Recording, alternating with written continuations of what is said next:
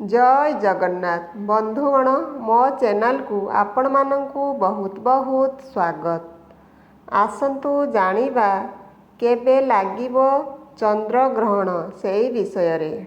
2025 वर्ष रे प्रथम चंद्र ग्रहण एहा भारत रे दृश्यमान हेबो कि नाही, ग्रहण समय रे कौन करिबे नाही, आसंतु संपूर्ण विवरणी एही भिडियो रे जानिबा।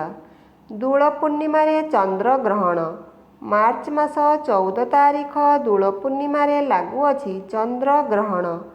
एही दिन दान धर्म करिबे कि नाही, एहा आम भारत रे दृश्यमान हेबो कि नाही, केउ राशि माने प्रभावित हेबे, सबु कथा जानिबा पई भिडियोटी को शेष जाए देखंतु।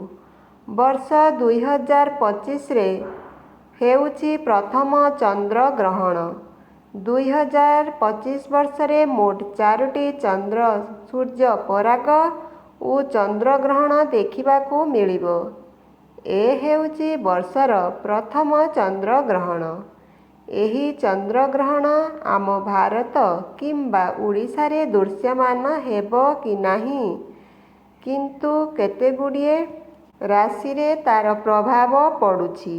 एही चंद्र ग्रहणटी अमेरिका, यूरोप, पश्चिम आफ्रिका एवं दक्षिण अंटार्कटिका रे दृश्यमान हेबाकू जाउछि। भारत रे एहा दृश्यमान हेबो नाही। तेणु एही दिन दूल पूर्णिमा को आपण माने खुशी रे पालन करि पारिबे।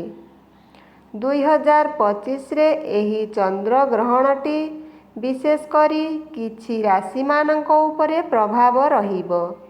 सेही राशि मान हेले मिथुन, कन्या, धनु एवं मीन राशि। एही राशि गुड़िकरे बेसी प्रभाव देखिबाकू मिलिबो। चंद्र ग्रहण रे प्रभाव भी सिंह राशि रे देखिबाकू पाइबे। ग्रहण समय रे आपण माने दान करंतु नाही। ग्रहण छाड़ी जिबा परे आपण दान करि पारिबे। कौन दान करिवे ताहा हेउछि धला जिनिस, जेमिति कि अटा, चीनी, लुण, चाउल, क्षीर, दही इत्यादि ए सबु दान करि पारिबे। जदि आपण माने चंद्रदोषरु मुक्ति चाहुछंती तो निश्चित भावरे चंद्र ग्रहण छाड़ी जिबा परे ए सबु दान करंतु।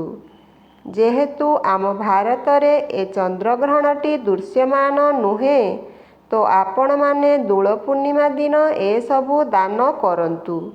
जदि आपण माने चंद्रदोषरु मुक्ति पाइबा पई चाहुथांती, दूल पूर्णिमा दिन निज इष्टदेवी देवतांको पूजा करंतु, किंबा इष्टदेवतांकर मूल मंत्र 108 थर माला द्वारा जप करंतु, तो आपणक समस्त दोषरु मुक्ति मिलिजिबो।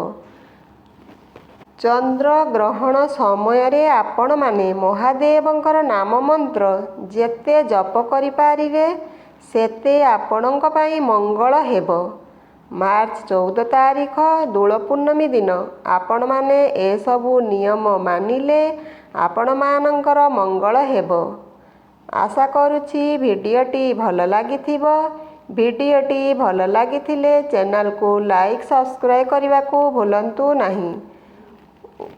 कमेंट रे जय जगन्नाथ बोली अवश्य लिखि दियंतु। भूल थिले क्षमा करिवे। जय जगन्नाथ।